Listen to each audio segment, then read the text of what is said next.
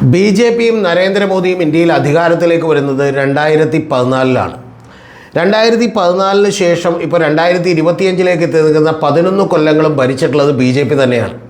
ആ B J P ഭരിക്കുമ്പോൾ ഇപ്പോൾ ഹൈവേയുടെ കൺസ്ട്രക്ഷൻ്റെ കാര്യത്തിൽ, അതുപോലെ ഡെവലപ്മെൻറ്റിൻ്റെ കാര്യത്തിൽ, ശുചിത്വ മിഷൻ്റെ കാര്യത്തിലൊക്കെ തന്നെ നിരവധി ഡെവലപ്മെൻറ്റുകളുണ്ടായി, വികസനമുണ്ടായി എന്നുള്ളത് വസ്തുതയാണ്.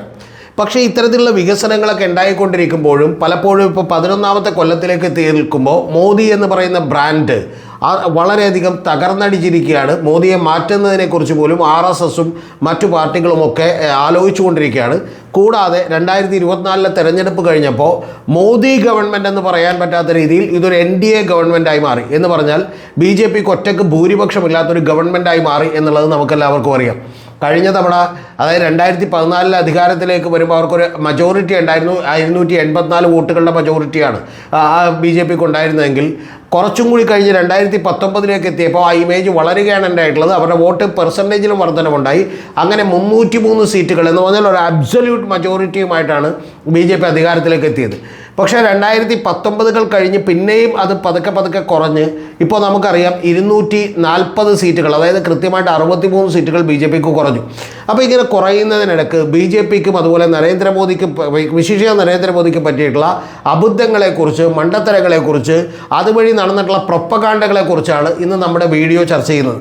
അതിൽ ഏറ്റവും ആദ്യത്തേത് 2016 നവംബർ 8 പ്രധാനമന്ത്രി വന്ന് ഭായിയോം ബഹനോം എന്ന് പറഞ്ഞ് വിളിച്ചുകൊണ്ട് അനൗൺസ് ചെയ്തിട്ടുള്ള ഒരു പ്രൊജക്റ്റായിരുന്നു. ആ പ്രൊജക്റ്റ് നമുക്കെല്ലാം അറിയാം, ഡിമോണറ്റൈസേഷനാണ്. എന്ന് പറഞ്ഞാൽ നോട്ടുകൾ പിൻവലിക്കുകയാണ് ചെയ്തിട്ടുള്ളത്. ഇന്ത്യ മഹാരാജ്യത്ത് അന്ന് വരെ ജീവിച്ചിരുന്ന ആളുകളൊക്കെ തന്നെ അതിനു മുമ്പ് അങ്ങനെ ഒരു കാര്യം കണ്ടിട്ടില്ല. അതുകൊണ്ട് ആളുകളൊക്കെ തന്നെ അമ്പരന്ന് പോയി. ഒരു ദിവസം കയ്യിലിരുന്ന നോട്ടുകളെല്ലാം അസാധുവായി മാറുകയും 4000 രൂപ മാത്രം മാറിക്കിട്ടാൻ വേണ്ടി ബാങ്കുകൾക്ക് മുമ്പിൽ ക്യൂ നിൽക്കുകയും, അങ്ങനെ ക്യൂ നിന്ന് തന്നെ ഏതാണ്ട് 100ഓളം വരുന്ന ആളുകൾ ക്യൂവിൽ നിന്ന് വെച്ച് മരണപ്പെടുകയും ഒക്കെ ചെയ്യുന്ന ഒരു അവസ്ഥ നമ്മൾ കണ്ടു. പക്ഷെ അപ്പോഴും അത് നരേന്ദ്രമോദിക്ക് വലിയ തിരിച്ചടിയായില്ല. കാരണം പകരം അന്നത്തെ ബി ജെ പി നേതാക്കന്മാർ, പ്രത്യേകിച്ചും ഇവിടെ കേരളത്തിലെ ചാനലുകളിൽ പോലും കെ സുരേന്ദ്രൻ അടക്കം വന്നിരുന്ന് പറഞ്ഞുകൊണ്ടിരുന്ന ഒരു കാര്യം കള്ളനോട്ടുകളെ തടയാൻ വേണ്ടിയാണെന്നും ആ കള്ളനോട്ടുകൾ ഇല്ലാതാകുമെന്നും അതുകൊണ്ട് തന്നെ നമ്മൾ അച്ചടിച്ചത്രയും കറൻസികൾ ഒരിക്കലും ഈ റിസർവ് ബാങ്കിലേക്ക് തിരികെ വരില്ലെന്നും ആളുകൾ മാറാൻ വേണ്ടി വരില്ലെന്നും, പക്ഷെ അങ്ങനെ മാറാൻ വേണ്ടി വരാത്ത കറൻസികളുടെ ബാലൻസ് ഉള്ള കറൻസികൾ അത് വീണ്ടും നമുക്ക് അച്ചടിക്കാൻ കഴിയുമെന്നും, അങ്ങനെ അച്ചടിച്ചുകൊണ്ട് തന്നെ പാവം കെ സുരേന്ദ്രനൊക്കെ പറഞ്ഞൊരു കാര്യം, അത് ഓരോരുത്തരുടെയും ഓരോ വ്യക്തികൾക്കും അക്കൗണ്ടുകളിലേക്ക് കിട്ടുമെന്നും, ഒരു 15 ലക്ഷം രൂപ നിങ്ങൾക്ക് ഓരോരുത്തർക്കും വീട്ടിലേക്ക് വെറുതെ കിട്ടിയാൽ അത് കഴിക്കുമോ എന്നുള്ള ചോദ്യങ്ങളുമൊക്കെ ആയിട്ടാണ് ബി ജെ പി കളം നിറഞ്ഞിരുന്നത്. എന്ന് പറഞ്ഞാൽ 2016 നവംബർ 8 എന്തിനാണ് ഒരു ഡിമോണറ്റൈസേഷൻ അനൗൺസ് ചെയ്തത്, എന്തായിരുന്നു അതിൻ്റെ പർപ്പസ്, അതേതെങ്കിലും ഫുൾഫില്ല് ചെയ്യപ്പെട്ടോ, എത്രത്തോളം പണം റിസർവ് ബാങ്കിലേക്ക് തിരിച്ചെത്തി എന്നുള്ളതിനെക്കുറിച്ചൊന്നും ഇപ്പോഴും വിശദാംശങ്ങൾ പോലും നമുക്ക് ലഭ്യമല്ല. എന്ന് പറഞ്ഞാൽ അങ്ങേയറ്റം പരാജയപ്പെട്ട ഒരു പരിപാടിയായിരുന്നു അത്. അതിനുശേഷവും ഇവിടെ കള്ളപ്പണം ഇല്ലാതാകലൊന്നും നടന്നില്ല എന്നുള്ളത് നമുക്കെല്ലാം അറിയാം.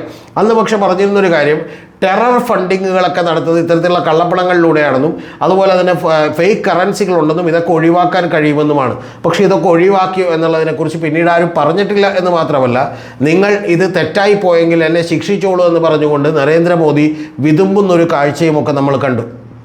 ഇത്രയൊന്നും രൂക്ഷമായ പ്രശ്നമല്ലെങ്കിൽ പോലും ഇന്ത്യയിലെ നിരവധി മറ്റ് വ്യവസായങ്ങളെയും ചെറുകിട ആളുകളെയും ഒക്കെ തന്നെ വലിയ തോതിൽ ബാധിച്ച ഒരു കാര്യമാണ് ഈ ഡിമോണറ്റൈസേഷൻ. വലിയ തോതിൽ ഈ പറയുന്ന പോലെ MSME സെക്ടറുകളിലെല്ലാം തകർച്ചയുണ്ടായി എന്ന് നിങ്ങൾ ഓർക്കണം. ഇത്രയൊന്നും തകർച്ചയുണ്ടായി അവരതിൽ നിന്നൊന്ന് വീണ് എഴുന്നേറ്റ് നിൽക്കാൻ വേണ്ടി ശ്രമിക്കുമ്പോഴാണ് ഒരു 2017 GST എന്ന് പറയുന്ന ഒരു ടാക്സ് സിസ്റ്റം കൊണ്ടുവരുന്നത്. അത് തെറ്റൊന്നും അതിനകത്ത് പറയാനില്ലെങ്കിൽ പോലും അതിൽ വലിയ തോതിലുള്ള കൺഫ്യൂഷനുകൾ ഉണ്ടായിരുന്നു, അശാസ്ത്രീയതകൾ ഉണ്ടായിരുന്നു എന്ന് നിങ്ങൾ മറന്നു പോകരുത്. അതിനെയാണ് ഏറ്റവും ഒടുവിൽ നിർമ്മല സീതാരാമൻ്റെ അടുത്ത് ശ്രീനിവാസൻ എന്ന് പറയുന്ന അന്നപൂർണ ഹോട്ടൽസിൻ്റെയൊക്കെ ബേക്കറിയുടെയൊക്കെ ഉടമ കോയമ്പത്തൂരിൽ വെച്ച് വളരെ സരസമായി ചോദ്യം ചെയ്തതും പിന്നീട് അദ്ദേഹം ചെന്ന് മാപ്പ് പറയുന്നതുമൊക്കെ നിങ്ങൾ കണ്ടിട്ടുണ്ടാവും.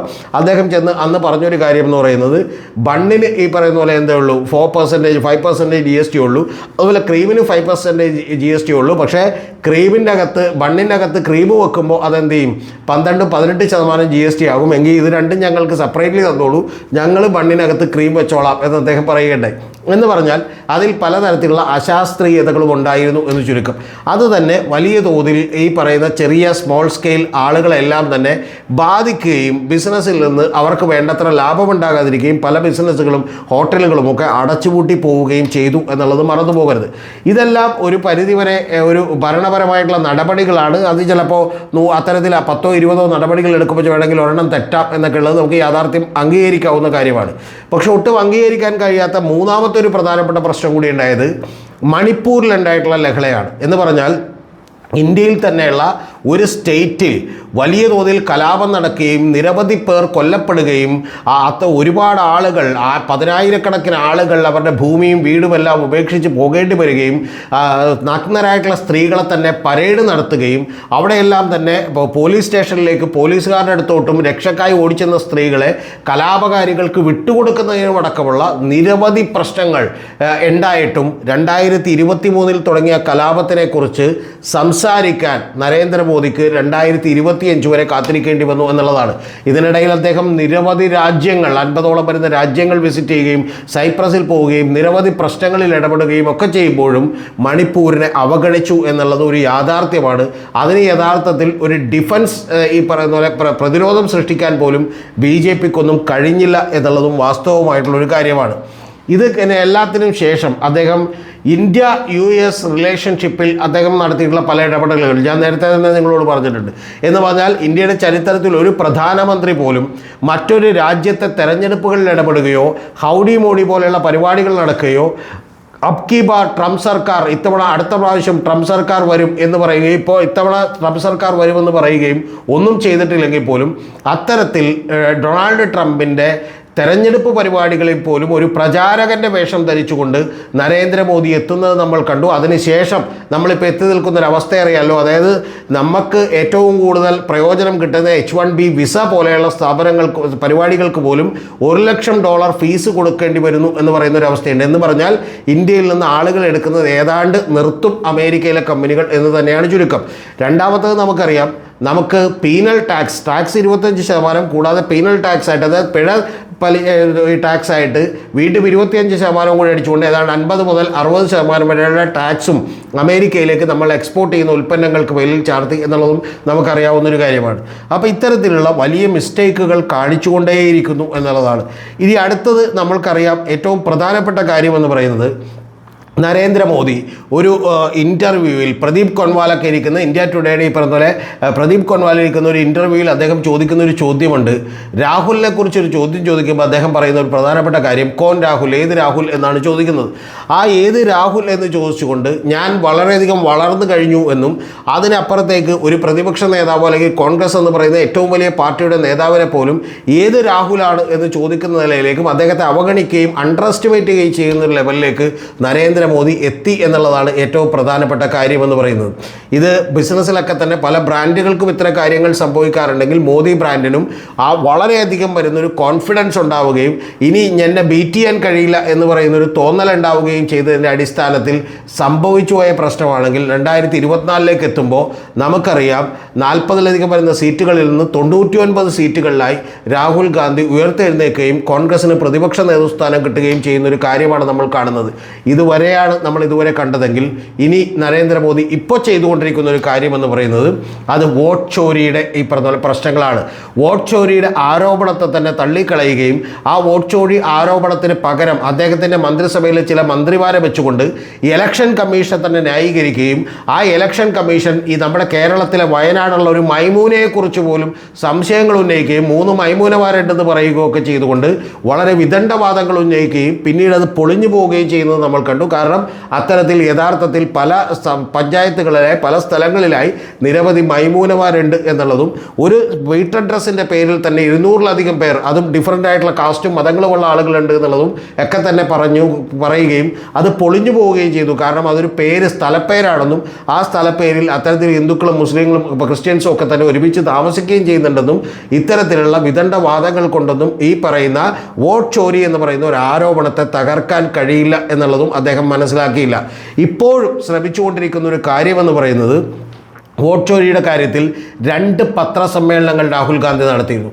ആദ്യത്തെ പത്രസമ്മേളനത്തിൽ രാഹുൽ ഗാന്ധി വന്നത് സ്റ്റേജിൽ ആരുമില്ലായിരുന്നു, കയ്യിലൊരു മൈക്കും അതുപോലെ തന്നെ കുറച്ച് വെള്ളക്കുപ്പികളും ഈ പറയുന്ന ഒരു LED വോളും മാത്രമായിട്ടാണ് വന്ന് അദ്ദേഹം പ്രസംഗം നടത്തിയതെങ്കിൽ രണ്ടാമത്തേതിലേക്ക് വരുമ്പോൾ അവിടെ ഈ പറയുന്ന പോലെ അദ്ദേഹത്തിൻ്റെ PPT പ്രസൻറ്റേഷൻ മാനേജ് ചെയ്യാൻ വേണ്ടി മറ്റൊരാളായിരുന്നു ഉണ്ടായിരുന്നെങ്കിൽ നിങ്ങളൊന്ന് ഓർക്കണം, രണ്ടാമത്തെ പത്രസമ്മേളനത്തിലേക്ക് വരുമ്പോൾ അദ്ദേഹത്തിൻ്റെ ഈ പറയുന്ന പോലെ കോളറിൽ വെച്ചിരിക്കുന്ന മൈക്കും കയ്യിൽ ഈ പറയുന്ന അദ്ദേഹം തന്നെ സ്വന്തം PPT സ്ക്രോൾ ചെയ്യുന്ന മാനേജ് ചെയ്യുന്ന ഈ പറഞ്ഞ പോലെ ഉപകരണവുമായി വന്നുകൊണ്ട് കൃത്യവും വ്യക്തവുമായിട്ട് ജനങ്ങളെ എഡ്യൂക്കേറ്റ് ചെയ്യുകയായിരുന്നു. ഒരു ഗവേഷക വിദ്യാർത്ഥിയെ പോലെ സ്വന്തം ഗവേഷണം നടത്തി കണ്ടെത്തിയ കാര്യങ്ങൾ പോലെ ഒരു അധ്യാപകരെ പോലെ കൃത്യമായി ഇന്ത്യയിലെ ഏറ്റവും വലിയ മാധ്യമ പ്രവർത്തകരോട് വളരെ കൃത്യമായി നരേറ്റ് ചെയ്യുകയും ആ നരേറ്റ് ചെയ്തതിൽ അദ്ദേഹം ചില കൃത്യമായിട്ടുള്ള സ്പൈസി ആയിട്ടുള്ള ഇൻഗ്രീഡിയൻസ് എടുക്കുകയും ചെയ്തു.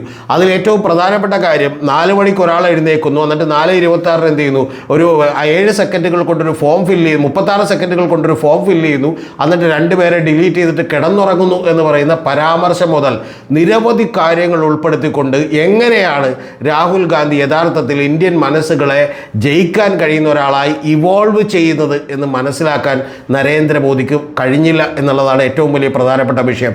ഇനി ഇപ്പോൾ ഞാൻ ഏറ്റവും ഒടുവിൽ ഒരു വീഡിയോ എടുത്തു കഴിഞ്ഞാൽ, ഡീറ്റെയിലായി എടുത്തു കഴിഞ്ഞ വീഡിയോ നിങ്ങൾ കാണണം.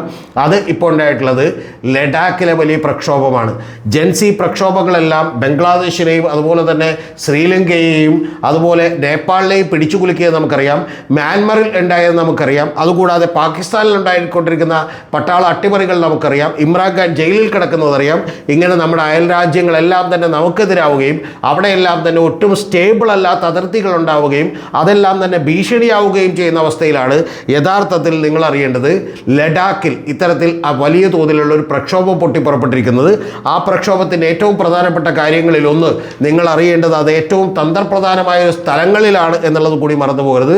857 കിലോമീറ്റർ പാകിസ്ഥാനുമായി അതിർത്തി പങ്കിടുന്ന 1597 കിലോമീറ്റർ, ഏതാണ്ട് 1600 കിലോമീറ്റർ ചൈനയുമായി അതിർത്തി പങ്കിടുന്ന ഏറ്റവും വലിയ പ്രദേശങ്ങളിലുണ്ടായിട്ടുള്ള അൺറസ്റ്റുകൾക്കെങ്കിലും കൃത്യസമയത്ത് ഇടപെടാനും അത് പരിഹരിക്കാനും നരേന്ദ്രമോദിക്ക് കഴിയണം. ഈ കഴിഞ്ഞ തവണ ചെയ്തതുപോലെ തന്നെ വളരെ കൃത്യമായി വോട്ട് ചോരി വിവാദത്തിലും ഇടപെടാൻ കഴിഞ്ഞില്ലെങ്കിൽ വരാനിരിക്കുന്നത് വലിയ പ്രതിസന്ധികളാണ് എന്ന് ഓർമ്മിപ്പിക്കുകയാണ് ഈ വീഡിയോ BJPയോടും നരേന്ദ്രമോദിയോടും.